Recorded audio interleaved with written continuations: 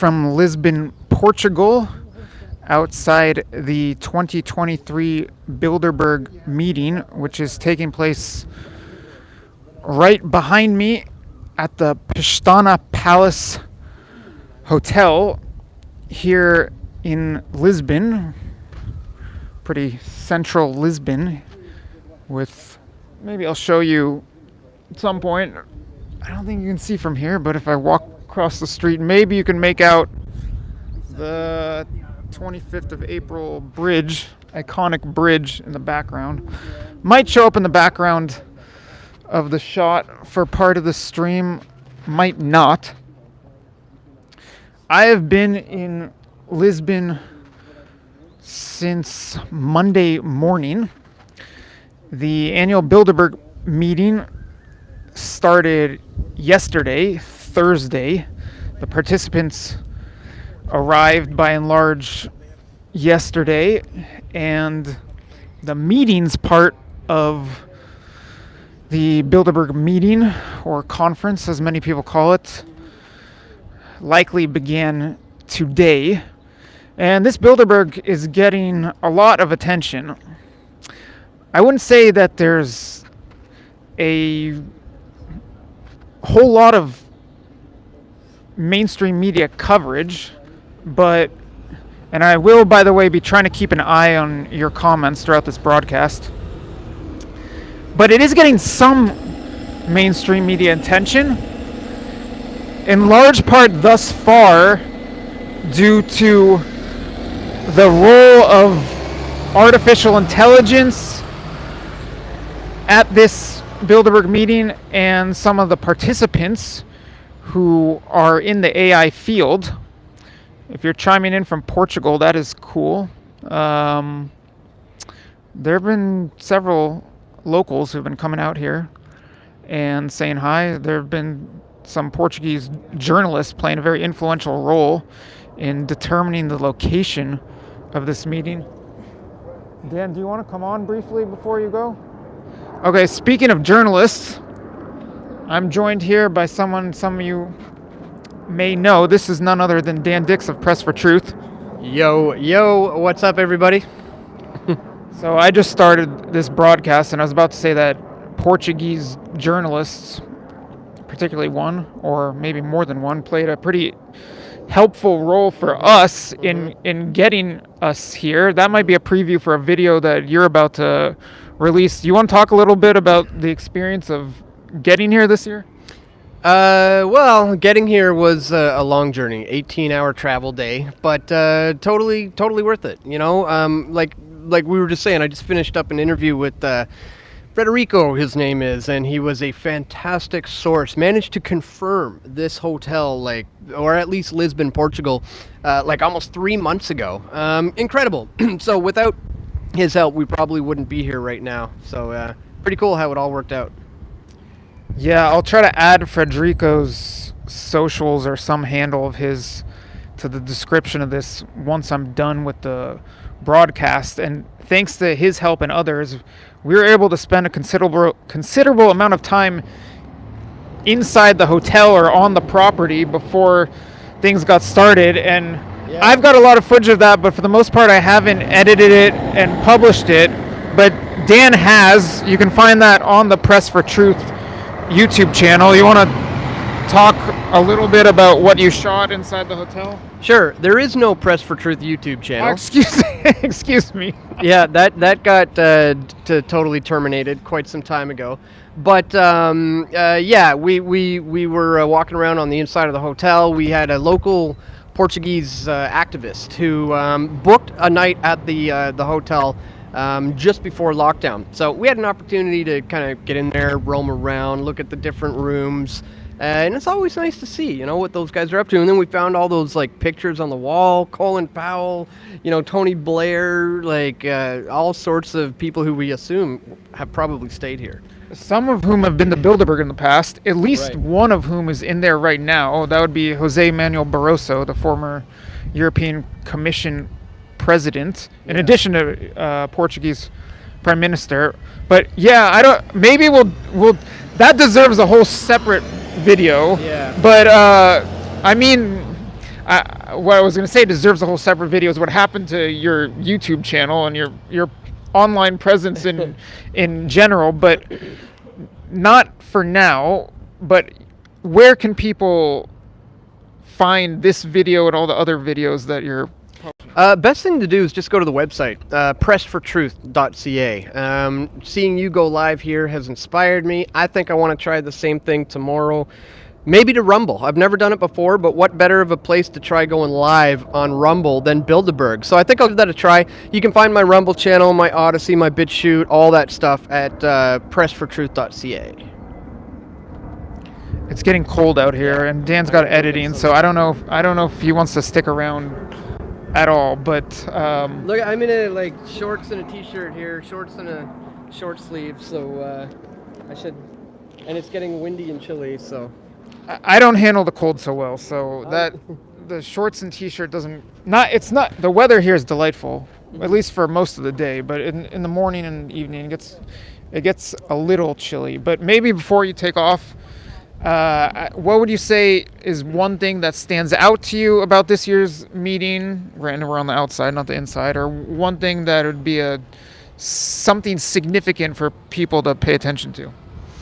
I mean, one thing that stands out for me, obviously things have been a little bit trickier this time in terms of getting close to these guys. This is like a giant fortress at the airport. It was a little tricky because they had a VIP section. Well, I should say there was an area of the airport that was private where a lot of the kind of more high profile people were being funneled through, which made things a little tricky for us. But I think some of the things to look out for this year are going to be the topic of AI. This has been on the agenda for years, but this time there's a lot of those kind of innovators in that space, in that field, who are in there, and if things go wrong in that regard, it could obviously be a pretty big downfall for society if AI becomes uncontrollable, so to speak, which I don't know if is a word in their vocabulary. Uncontrollable. They're all about controlling things, but we've got car pulling out.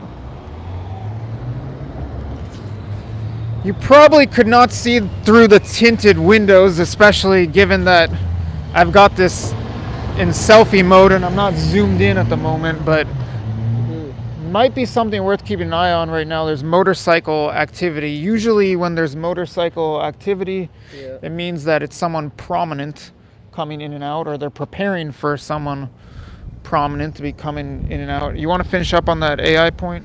Yeah, that was it. I think, pay attention to the the tech gurus, I guess you could say, who are here. Guys like Schmidt, guys like Karp. They're here, which is significant. Like I said, if things go bad in that regards, it could spell some big trouble for humanity. So it should be interesting.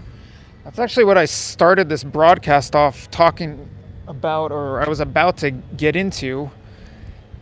A lot of people are saying there's no or next to no mainstream media coverage of this, but CNBC put out an article. I don't know if they put out a TV report also. I believe Fox Business followed suit afterward. I saw the Daily Mail did the same, and they were all focused on that angle, the AI angle. And the most prominent players in AI are meeting in there right now at a very interesting time, I would say. Meeting with people who write for Bloomberg, people who write for the Financial Times, people who write for The Economist, people who write for The Atlantic. When you have quite literally more journalists on the inside of that building than there are on the outside of covering it, that should say a lot about the strict, insane secrecy surrounding this thing. So, glad to be here. All right, well, you probably want to get edit. some warmer clothes on. Get some dinner, get some food, get some editing going, get my Federico interview out and posted. It's getting late here, and I think it's time to go get that posted. Once again, pressfortruth.ca is the website. .ca, not .com. Correct. And if you're going live, do people look out for it there or where? Yeah, if I go live, it'll be on Rumble, and you can find my Rumble channel just by going to pressfortruth.ca. Right at the top banner, is my Odyssey and BitChute and Rumble and all the other platforms that I'm on are all there. So yeah, pressfortruth.ca is the best place to go. All right, thanks, Dan. See you around. Yeah, see you later. The lighting just got perfect. Yeah, the bridge just got gorgeous. Yeah. Let's see if I can get that 25th of April bridge in the backdrop. Maybe not. Yeah, there it is. A little hard to make it out, but there it is. Okay, let me try to get this mic hooked on here so I don't have to continue fussing with it.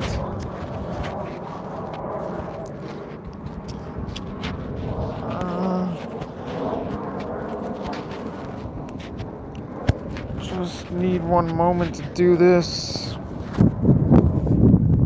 Hey Dan, could you do me a quick favor? Could you hold this for 30 seconds? Thank you. Salute to you, Josh from Bilderberg. Looks so pretty here with the lights on. It does. It's awesome. It's awesome. Dan! Exclamation marks. Hey, what's up? Max regrets. There we go. All right, thanks a lot. See you later. So that was Dan Dix, a veteran Bilderberg correspondent. Again, pressfortruth.ca is his website. Let me take a look at the comments before getting back to the AI matter. So as I was starting to say, thank you, Eva. It does look pretty here, and you're welcome, Devotion Orange, for reporting. I enjoy this. Very much enjoy doing this. And we'll try to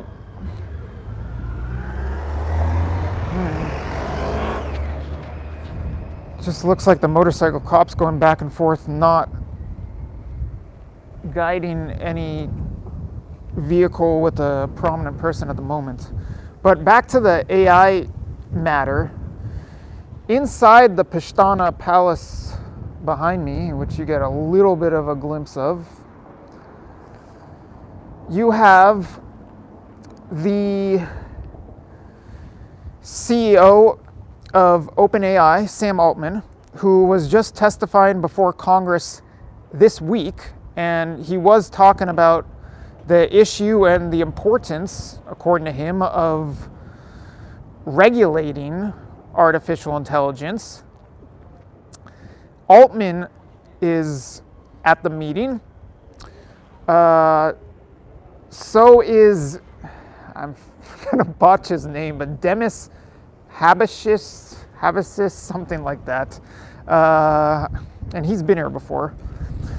He is the CEO of Google DeepMind, which is basically the Google counterpart to, oh, there goes my mic. Habasis, and let me maybe reference the participants list so I stop botching his name. But he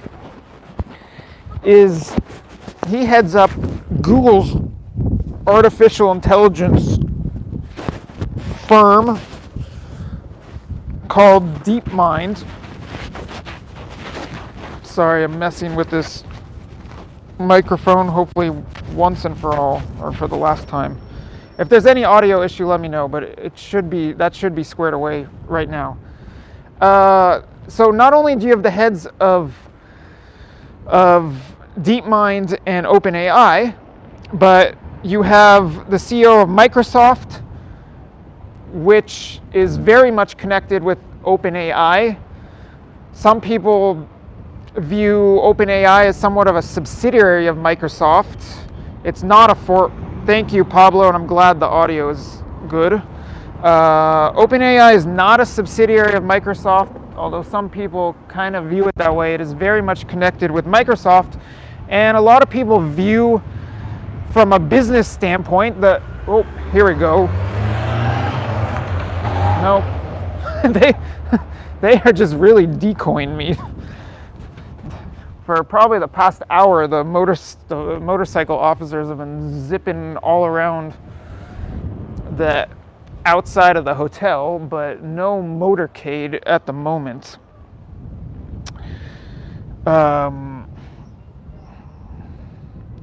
What I was Yeah. So what I was talking about with these AI players is a lot of people view from a business perspective the artificial competition going on in the world being one that pits Google against Microsoft, or Google and its DeepMind firm against Microsoft and OpenAI.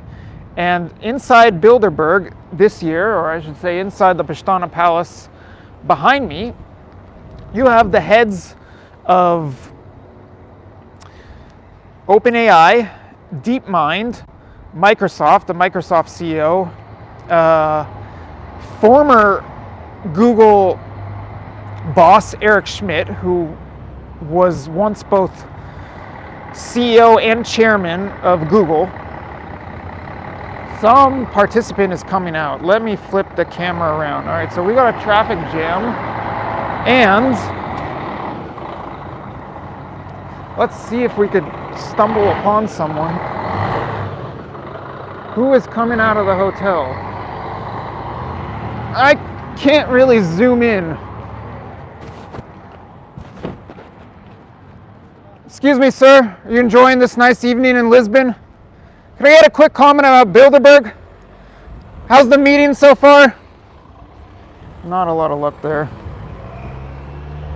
And I didn't catch who that was. I wouldn't necessarily have recognized the person, and I don't know for sure that it was a participant, but kind of seemed that way. Actually, can I zoom in when I'm live?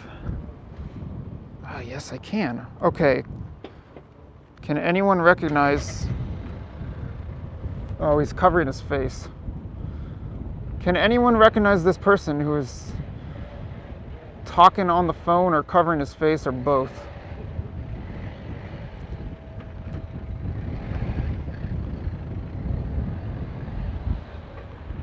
All right, no luck there. Flip it back around. I have spoken with, not in depth, most of them don't want to talk a whole lot, but I have spoken with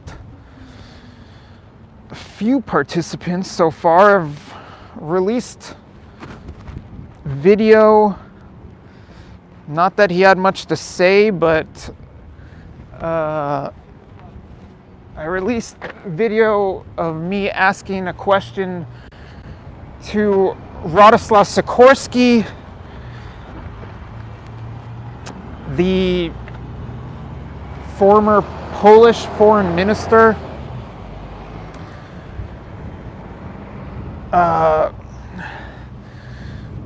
who is currently a member of the European Parliament, an MEP. I tried asking him about the tweet that he put out after the Nord Stream explosions last year, right after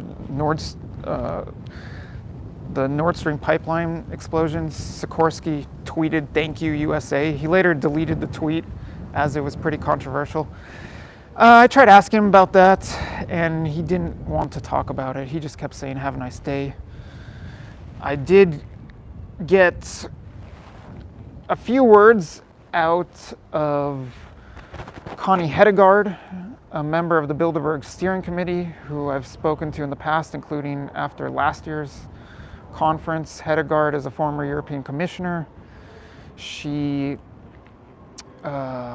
is from Denmark, and that's notable this year because the Danish Prime Minister is in attendance, and I tried asking her why that might be, and is there anything special related to Denmark that's going to be discussed at Bilderberg this year? Theoretically, one could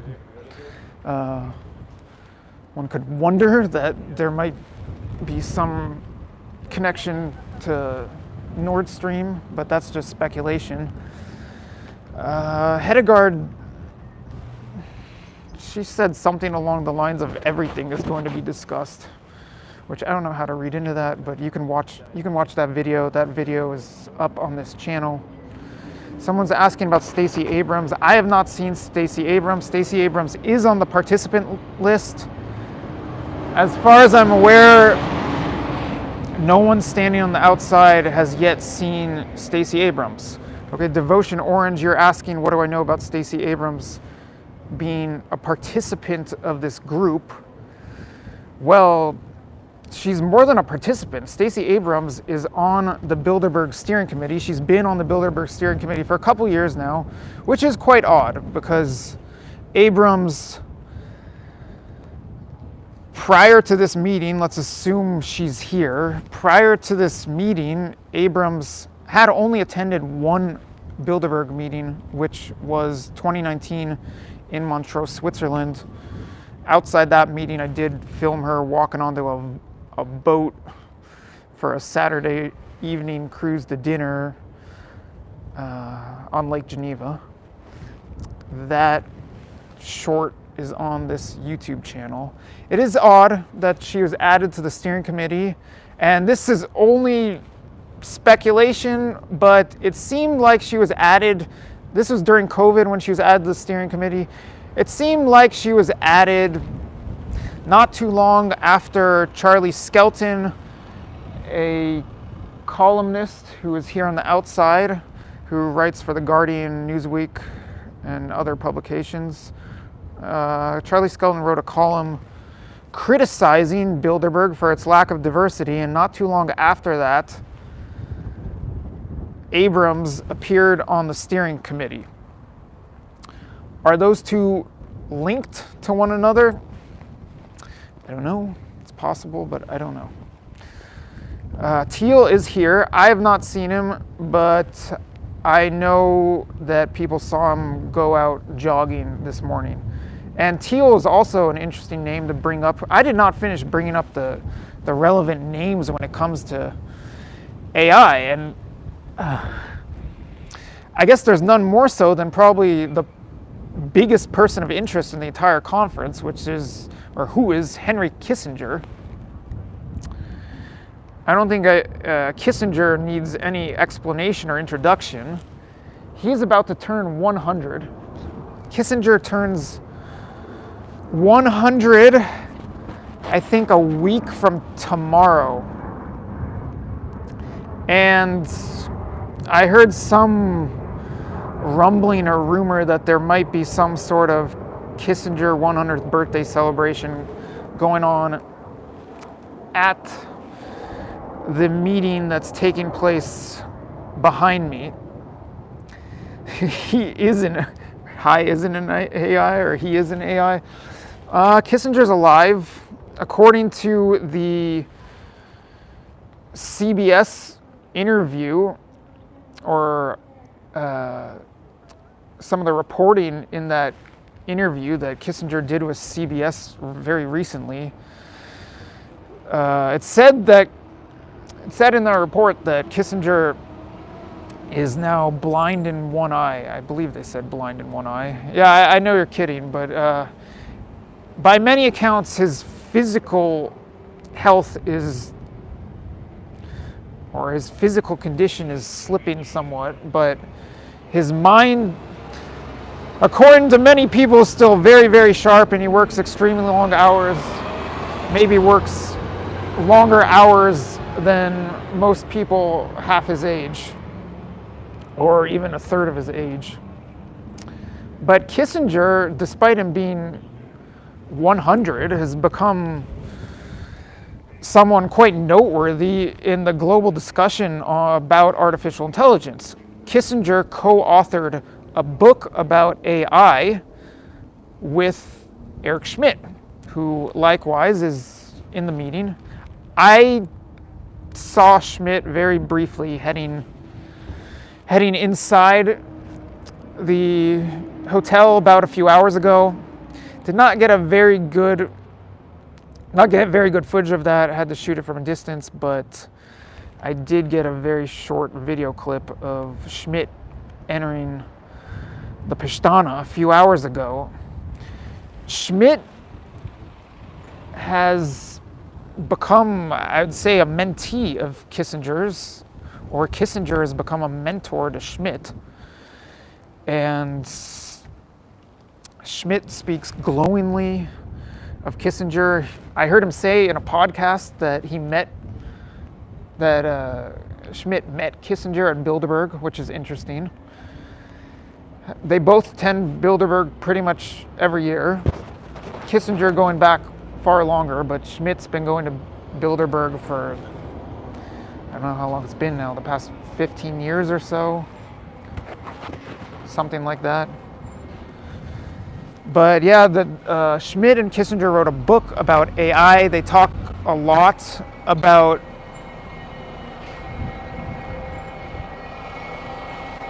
trying to set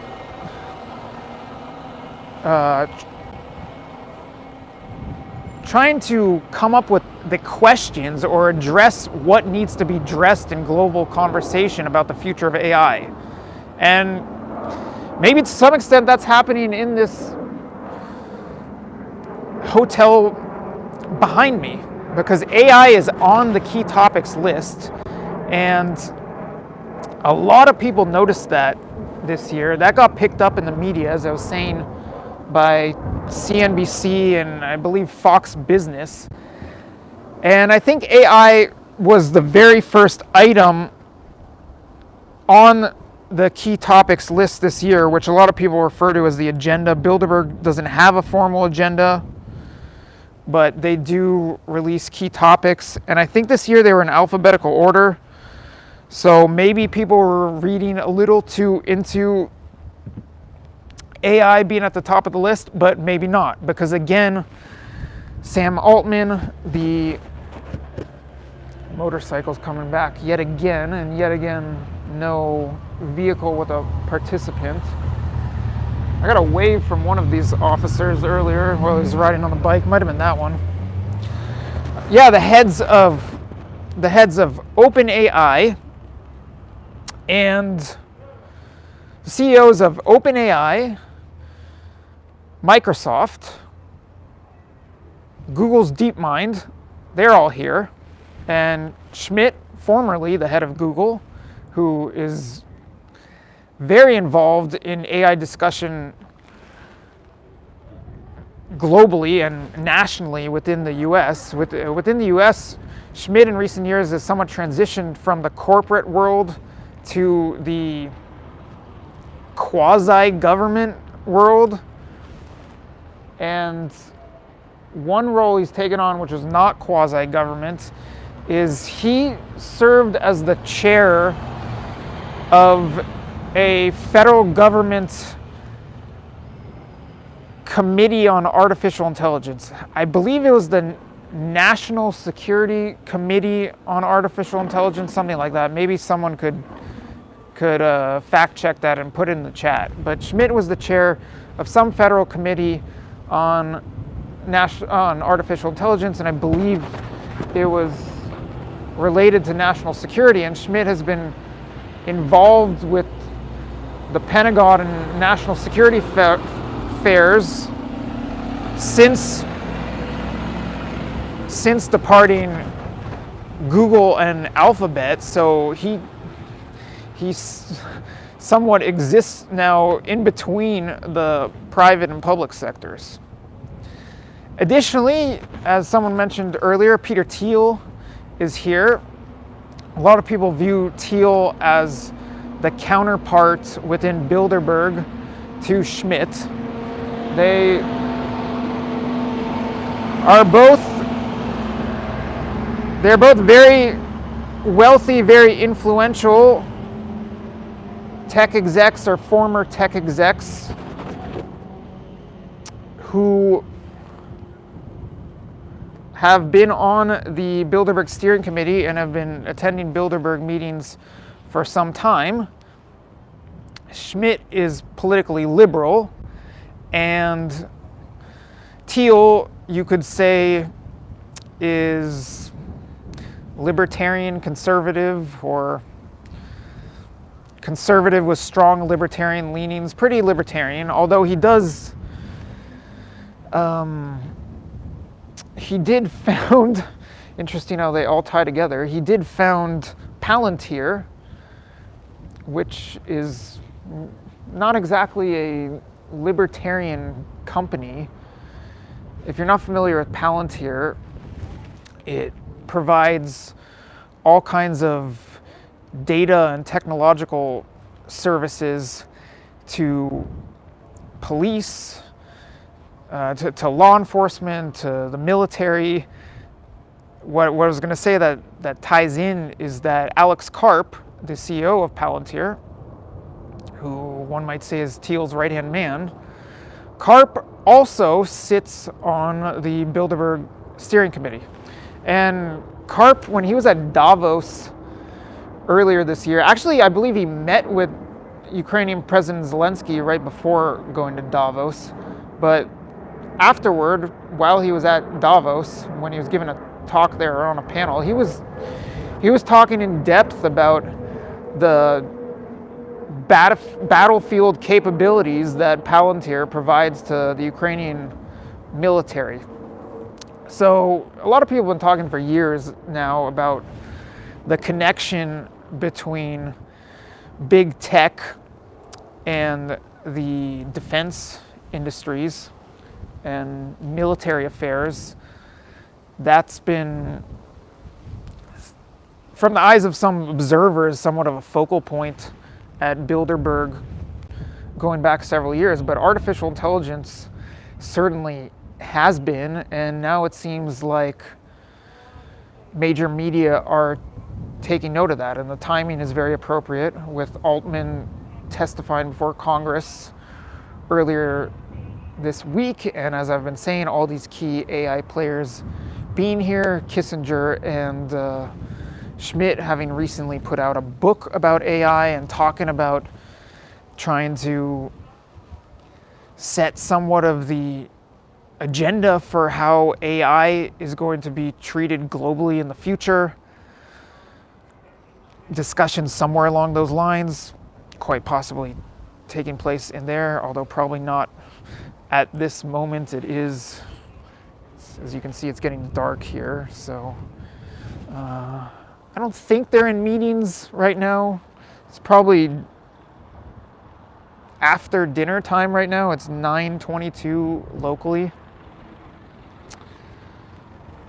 But Friday, I've heard, is the busiest day in terms of meetings, panel discussions, all things actual conference material that take place during Bilderberg. Saturday is also a busy day, but participants tend to venture out on Saturday afternoons and go on, a lot of them go on a little trip. Sometimes they're bused somewhere, sometimes they go to a museum or they walk around, explore some cultural site. Saturday evening, they typically have a big dinner, as I mentioned before, in Montreux, Switzerland. Back in 2019, they took a boat trip on Lake Geneva and they had dinner in a famous lakeside castle there. So Saturdays are busy, but maybe a more fun and engaging day at Bilderberg. Sundays, they leave. So most of the conference takes place on Friday and Saturday, with Friday presumably being the busiest day for meetings, formal discussions, panel discussions. I believe a lot of the format to the actual meeting consists of participants sitting in rows of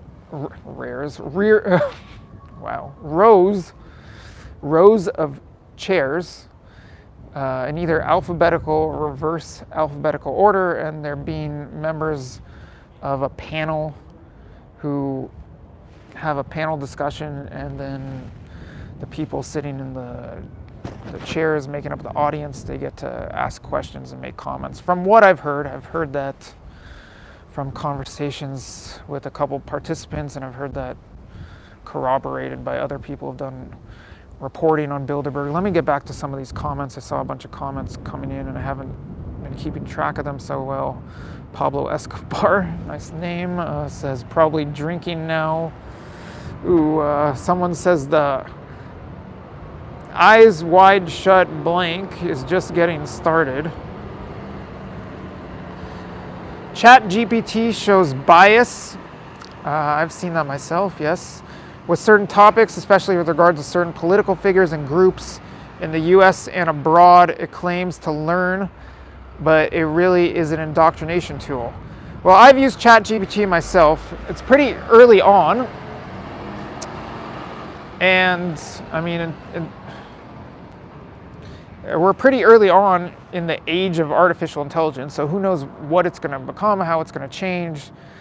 The CEO of OpenAI, Sam Altman, is here at the Pishtana.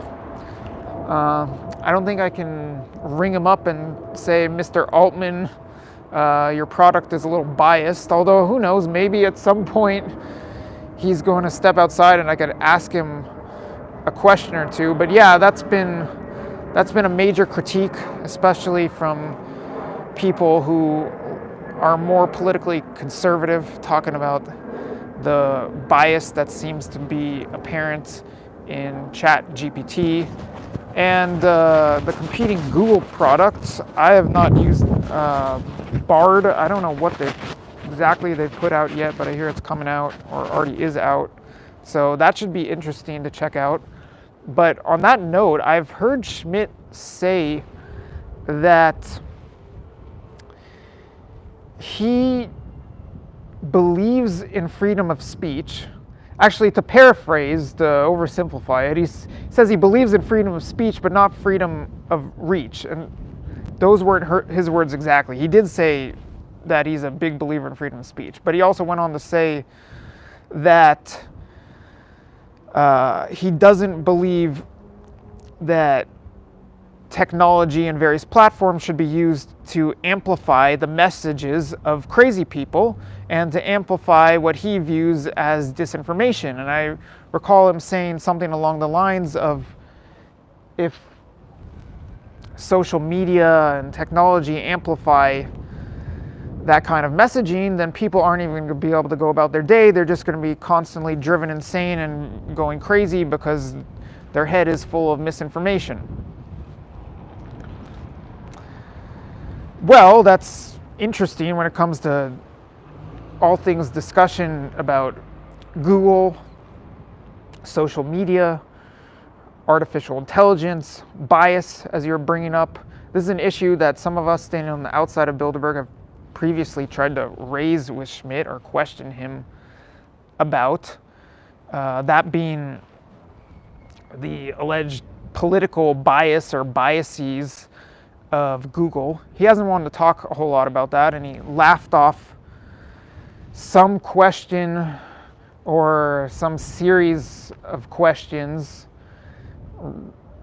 along that lines back in Montreux, as you say in French, Montreux, Switzerland in 2019, where several of us at least ran into him. We ran into him multiple times, got to fire away some questions. I tried asking him about the James Damore paper and case, which relates to alleged political bias at Google, and he walked away from me. So I didn't really get to speak to him directly, but I was right there in person when Luke Rudowski of We Are Change got to pepper him with some questions, and you can find that confrontation video somewhere on the We Are Change YouTube channel. Maybe I can dig it up later and link it in the description below, or description for this stream. But yeah, and actually going back to the Peter Thiel being somewhat of a counterpart or counterweight to Schmidt on the steering committee and within the Bilderberg organization, Thiel, I think, announced years ago that he was leaving Silicon Valley because he couldn't take the politics of it all. He was one of the people with a dissenting viewpoint high up within Silicon Valley. So it would be very interesting to sit in on some discussions that may or may not be taking place inside Bilderberg this year about the politics of artificial intelligence and alleged bias, as at least one of you in the comments have brought up. Okay, I'm taking another look at the comments. Michelle says, appreciate your work covering this. Opens eyes for sure. Thank you very much, Michelle. I really do love covering this. Aphrodite asks, how expensive is your hotel room in Lisbon? Is Elon Musk there? Elon Musk is not here unless he is being snuck in, which I don't think is the case.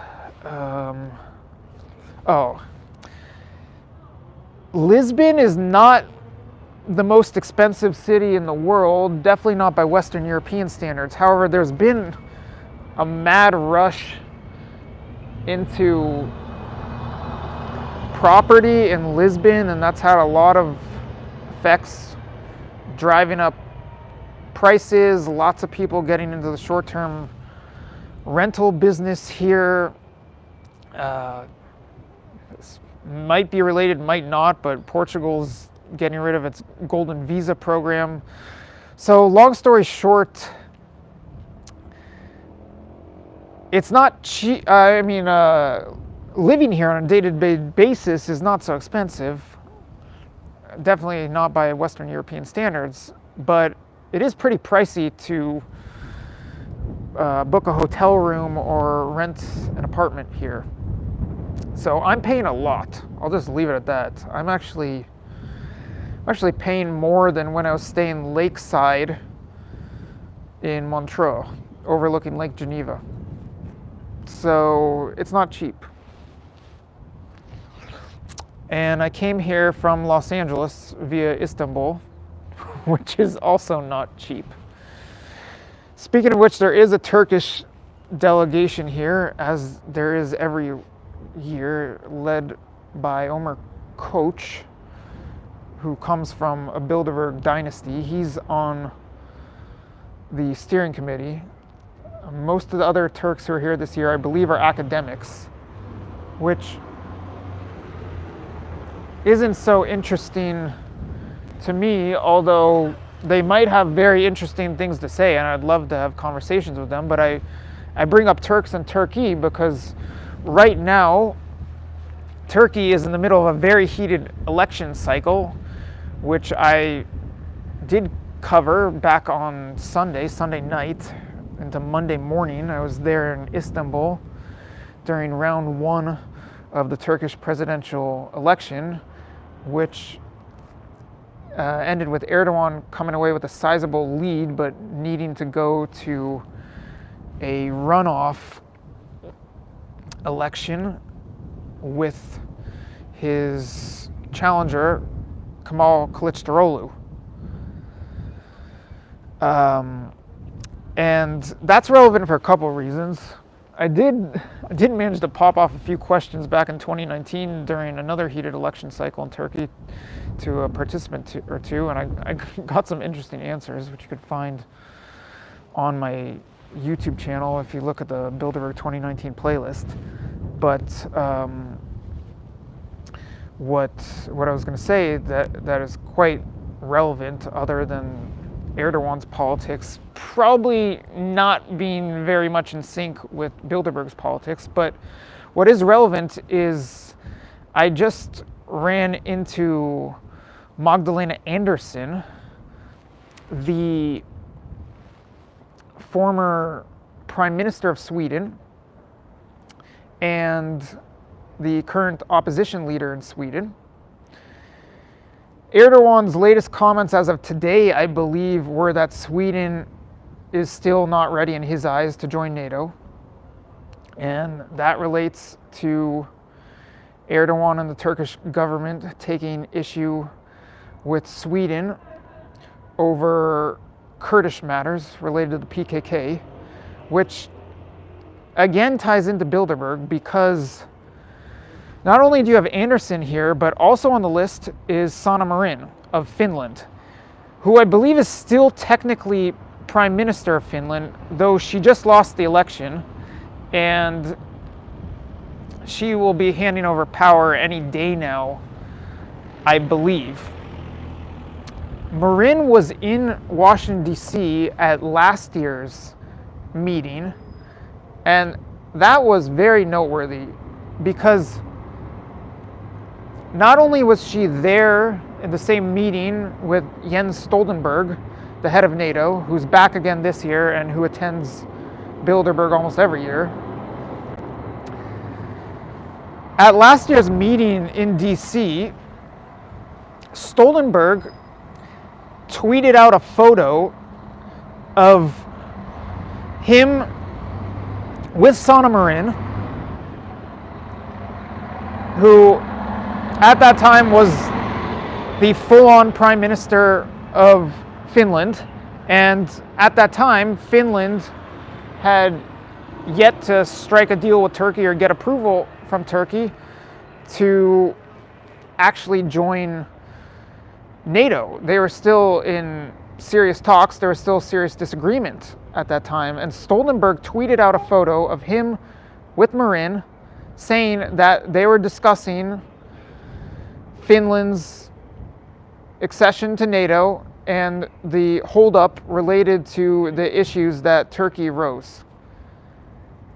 And while he didn't mention Bilderberg in that tweet, he didn't disclose the exact location of the tweet. I know the exact location. That location was basically the Hotel Garden at the Mandarin Oriental in Washington, D.C. So that made it abundantly clear that Marin, the Prime Minister of Finland, was in talks about Finland's potential NATO membership and the holdup coming from Turkey with Stoltenberg, the NATO chief, at Bilderberg. And that really flies in the face of what Bilderberg claims, Bilderberg as an organization claims, which is that everyone, all of the participants, and specifically the participants who are public officials, that they all attend the meetings in private capacity. Meaning that the Prime Minister of Finland is not attending as the Prime Minister of Finland, she's just attending as Sanna Marin. But with little tidbits that come out like that tweet of Stoltenberg's, you can clearly tell that that is not all the case, if at all. There are public officials potentially in one of these vehicles. I did not get a better shot. I mean, I did not get such a good shot, unfortunately, but those two black cars with tinted windows were surely coming from the Pistana behind me. But yes, as I was saying, and as Sheepherder is commenting, I don't know how long Bilderberg as an organization can keep claiming that all these public officials are attending the meetings in private capacity when there are policy discussions taking place involving sometimes very senior public officials. This year you have 3 prime ministers here. You have the head of NATO here. You have Chrystia Freeland from Canada, who many people believe or suspect could be the heir apparent to Justin Trudeau. Freeland, I believe one of her titles is Deputy Prime Minister, something like that. Yesterday at the airport I saw, I think that's an organizer walking by. I don't think it's a participant. But I might be wrong. Didn't get that good of a look. And whose taxi is showing up here? Ooh, who is this?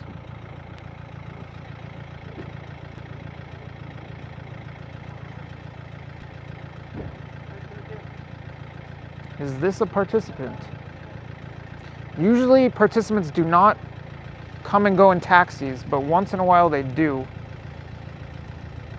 Can anyone make out who? Is that That's not Kuleba, is it? The foreign minister of Ukraine? Speaking of public officials. don't think... Sir. Hey. Mr. Kuleba. Foreign Minister. I'm not sure if that's him. I don't know why he'd be traveling around in a taxi.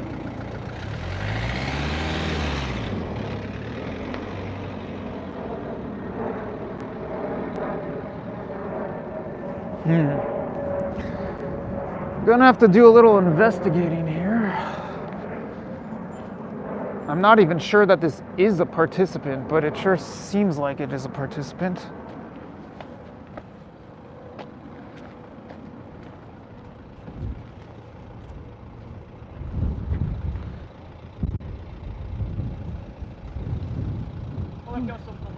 Sorry, I don't speak Portuguese.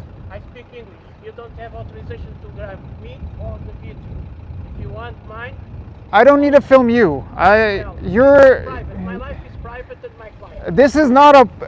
The road is to everybody. This is a public space. Image, you have to I don't... authorization to use. I have no interest in you. You are of no interest to I me. don't want to be dressing in me or not. Not grab myself or my clients. You are of no interest to me. There's a meeting here. Nobody like me. There's a meeting here full of public officials. If you want to grab other people. Please. There are 3 prime ministers in this meeting. I don't want to know. No, nothing at all. This is your problem. Mine not. Was he... Can someone chime in? Was this guy even on camera?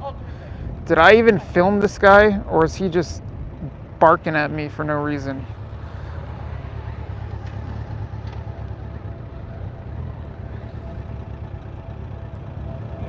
What I speak Spanish, English, French, whatever.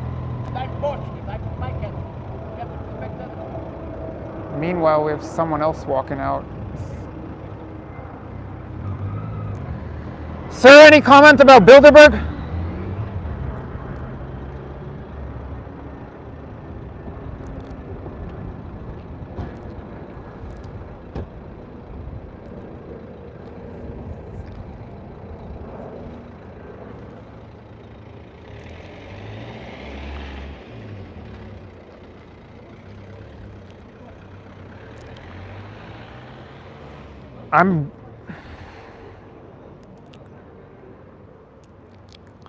I'm guessing that the person in the back of the taxi is not Dmytro Kuleba, the Ukrainian foreign minister, because I just don't think that the foreign minister of a country at war right now is going to be driving around Lisbon in the back of a taxi. But that person did have somewhat of a look of a participant. And it might be someone I saw yesterday at the airport. I'm not sure. And this other person coming out quite possibly is a participant also, but I didn't get that great of a grasp. Could be security or staff or someone else involved there. But I'm not sure if anyone got a good glimpse at that or a screenshot and could match a photo. I'd be very interested, be very keen if someone could determine who either of those people are. Not the taxi driver. I had no intention to film the taxi driver, and he's really not of interest or importance to me. Okay. Sheep herder saying he seemed... Some people are saying authoritarian power tripper. Some people are using some choice language for him. I'm not going to call him that.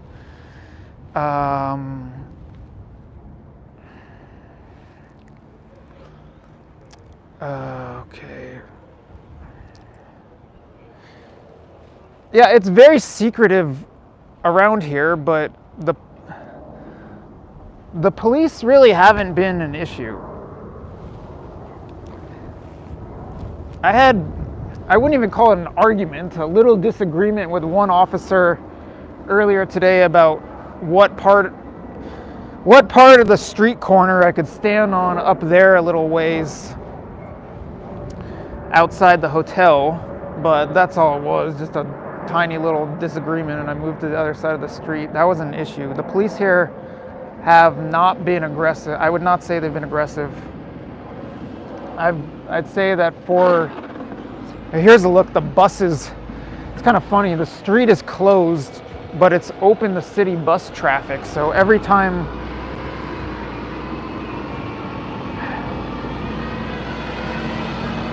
oh no, that's not a good look because the bus turned this way. But every time a bus needs to go through the street right along the hotel, they open up the street and let the bus pass, and I saw that a bunch of times earlier.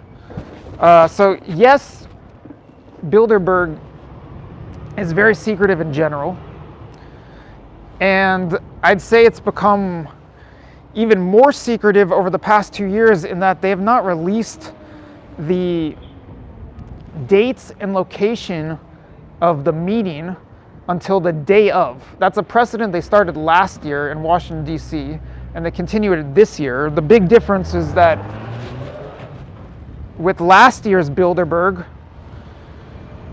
no one on the outside figured out where the meeting was until Friday, the second day of the meeting. And actually, I was the person to first get there on the outside. So Bilderberg's been very secretive in general. It's been increasingly secretive in, as I've been saying, them putting out the press release with the key topics and participants, along with, one might say more importantly, the dates and location of the meeting. Bilderberg's been waiting until the day of the meeting to release that information. They set that precedent last year. They continued it this year.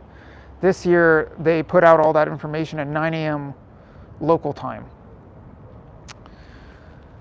Back to a couple of those comments.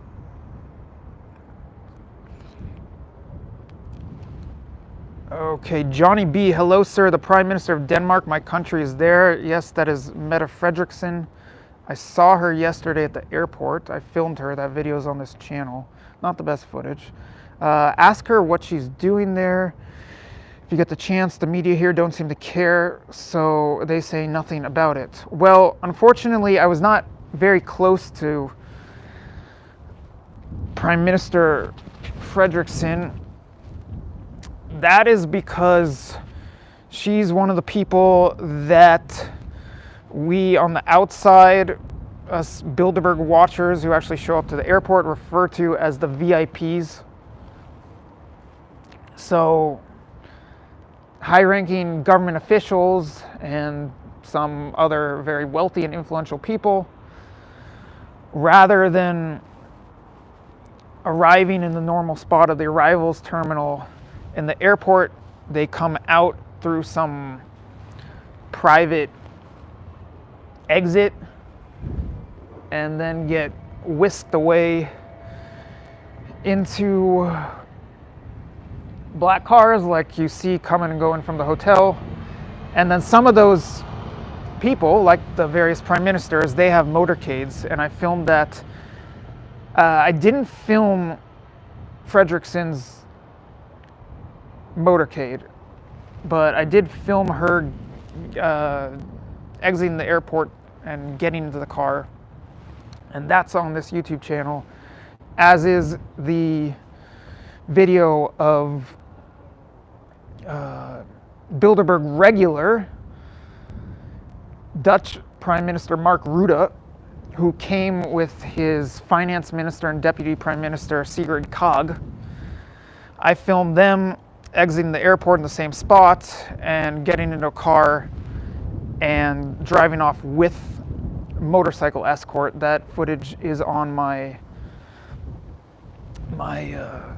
footage is on this channel, and I got a wave out of Rutte, kind of like last year. I think I got him to wave from behind a classic Bilderberg fence that was erected outside the Mandarin Oriental. And at one point, someone told him to hide from me behind that fence, which is also in that same video. Mark Rutte attends Bilderberg probably more than any other sitting head of government. I don't know of any other sitting head of government who comes to Bilderberg as often as Ruda. And by the looks of my Twitter feed, it seems like a lot of people who pay attention to Bilderberg are enraged with Ruda with regard to his treatment of Dutch farmers and probably many other issues in the Netherlands. I don't know how representative that is of Dutch society altogether, but I just wanted to mention that I see your tweets, and I haven't been there for the protests, but I've seen footage of a lot of the protests taking place in the Netherlands. I guess COVID issues were another one that really riled some people, or I should say many people up in Holland. But yeah, it's very interesting. The prime ministers who are here this year are very, very noteworthy people. Although, I'm sorry, I'm forgetting who you were, which commenter was bringing up Denmark. And we do have some people walking up the hill here. Are they participants or just regular people? Look more like regular people. I was gonna say that I don't know why the Prime Minister of Denmark is here this year, but I did pose that exact question, which you can find in that same video on my channel. I did pose that exact question to a person who would know the answer, I would assume, who is Connie Hedegaard. Connie Hedegaard, I might have mentioned this earlier, is a former European Commissioner who previously was a Danish politician and is now on the Bilderberg Steering Committee. She is Denmark's one representative on the Bilderberg Steering Committee. And she might be responsible for selecting which participants or participant, so I guess sometimes, or maybe it is the practice that normally Denmark only gets two. I'm not sure of that. Last year, I got her on camera with the other Danish participant, Ida Auken, who was a very interesting person, but I'm not going to get into that right now. Relates to the World Economic Forum, actually. But Ms. Hedegaard might be, I'm not sure, she might be responsible for selecting who from Denmark comes to Bilderberg. So did she have a role in Fredriksson coming to Bilderberg this year? I don't know. You can watch the video where I'm posing her those questions, and maybe you can you can decide for yourself whether there's any real takeaway from what she was saying. She didn't say a whole lot, but when I asked her, is there anything related to Denmark that's going to be discussed at Bilderberg this year, she said everything will be discussed. And I didn't have much time to follow up with her at that point because she was about to enter the parking lot. Not that she was enter the parking lot at the airport to hop in a car and get on out of there and come here.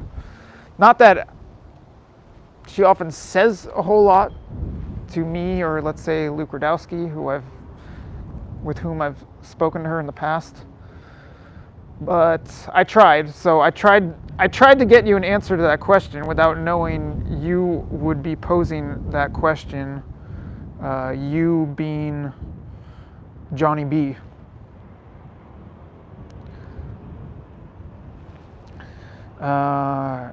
And now you're saying the prime ministers there, are they primarily social democratic? I don't know each of their political affiliations, but I think they all fall somewhere in that line. I know. I don't remember what Sanna Marin's party's I want to say Sana Marin might be with the Socialist Party, but she's basically a social democrat. And I don't remember Ruda's party, but I would say that he governs like a social democrat. And Fredrickson I'm less familiar with, but you might be able to cue me in. Thank you, Sir Alexander Full. I will probably wrap up this stream shortly. It's been going for more than an hour. Everyone else bailed because of cold and darkness and fatigue. Not that it's so rough out here. I wouldn't say we're roughing it. And it's very lovely, even with the sun down. Maybe you can make out the bridge, maybe not. Yeah, I guess right there you can make out the bridge. I shot really cool footage of the bridge in the city flying in here. I don't remember if I tweeted any of that. I should mention that at this Bilderberg, I'm doing a lot more tweeting than I am posting to YouTube. So if you want updates more in real time, then what do we have here? Oh, we have something here. Okay. We have a motorcade.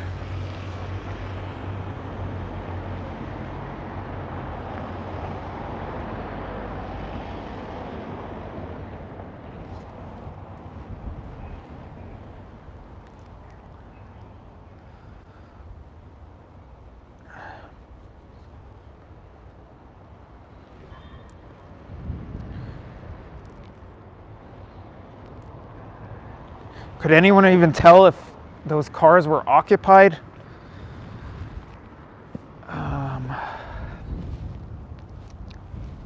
I did not see anyone in. I would presume there's someone important, and usually you see that kind of escort for a prime minister or some other very high-ranking government official.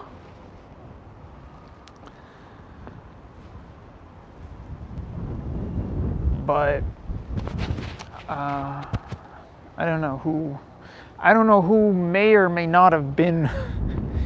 I don't know if they're going to pick someone up. I would think that someone would be in one of those cars, though I didn't see anyone. But yes, obviously, someone says, to my eye, the back seats of the two sedans were empty. Yeah, that's what it happens fast. And when I'm streaming, it might be even more of a challenge for me to get a glimpse of anyone inside the backs of those vehicles. But yeah, I thought I saw a couple empty sedans. Maybe that van was occupied. And yes, participants get transported in both those black sedans and black vans. For what it's worth, yesterday, the footage you can see on my channel, Ruda and Sigrid Kaag, who I mentioned, his finance minister and deputy prime minister, Sigrid Kaag, who's been to Bilderberg in the past. You know, that's interesting to note. Maybe a lot of people make the allegation that Bilderberg is a king-making organization, meaning they select participants, steering committee members, whoever, select, as there's another black van rolling up. No, that's, maybe related, maybe not.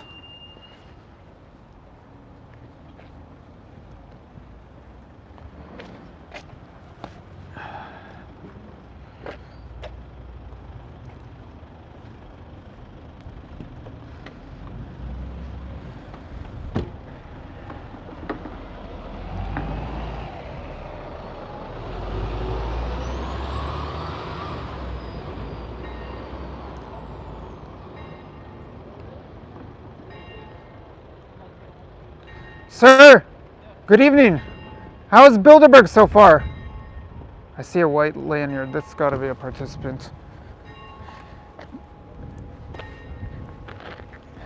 Any comments about Bilderberg?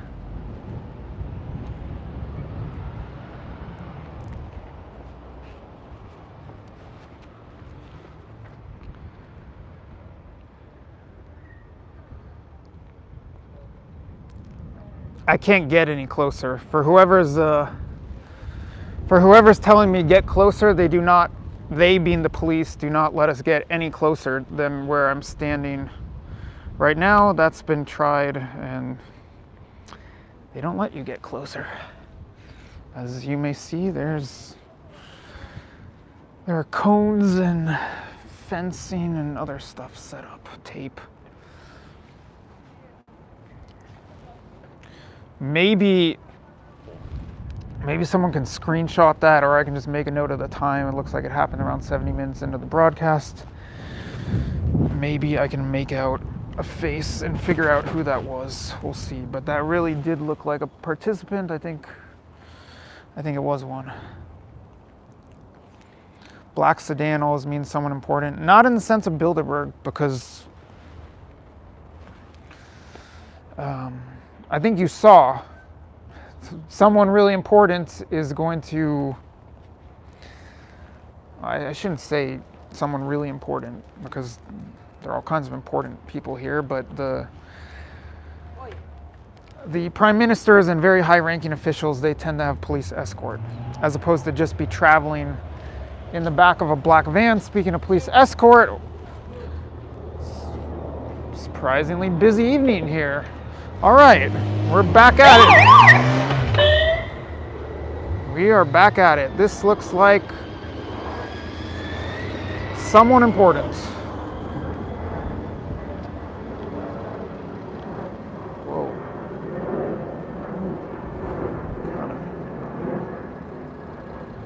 That's strange. I don't think this esteemed politician or diplomat would be in the front seat. Indeed, in the back seat. Oh, wow. Look at this.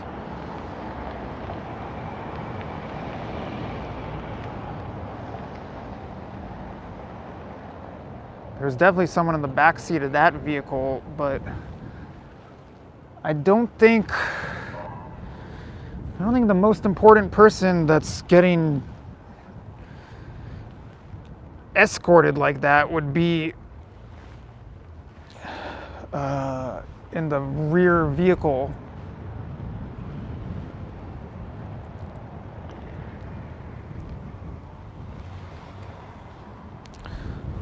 But I think that answers that question.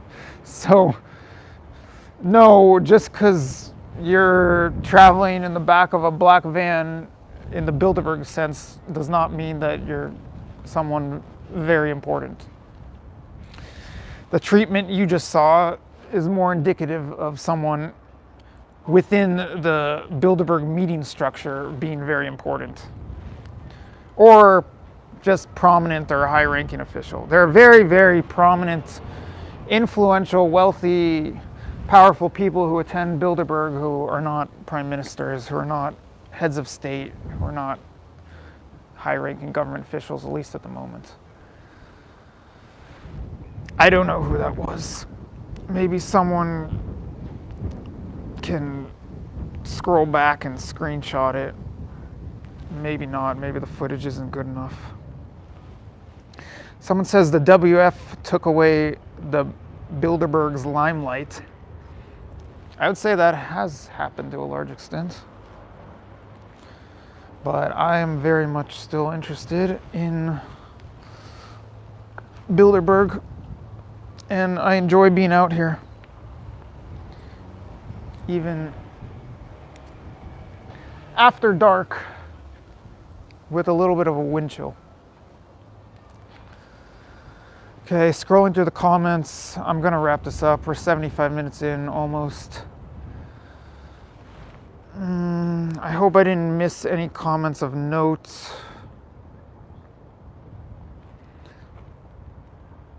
Someone wrote Canada's on fire.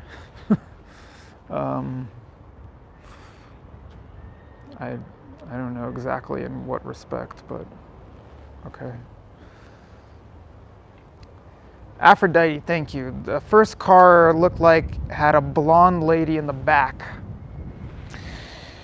Well, that's somewhat of a clue, but not much, because at Bilderberg meetings there tend to be a lot of prominent, influential blonde ladies. For instance, I ran into one earlier, Magdalena Andersson, former Prime Minister of Sweden and current opposition leader. But there are lots of blonde women who show up to Bilderberg. I guess because it's a Euro-Atlantic thing. For those of you who don't know, Bilderberg is primarily for Americans from the US, Canadians, and Europeans, with far more people coming from Western Europe than elsewhere in Europe.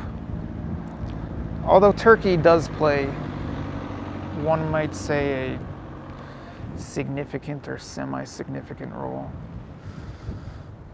Wildfires in Canada, well, thoughts and prayers to everyone affected by that. I come from California, so I know a thing or two about those.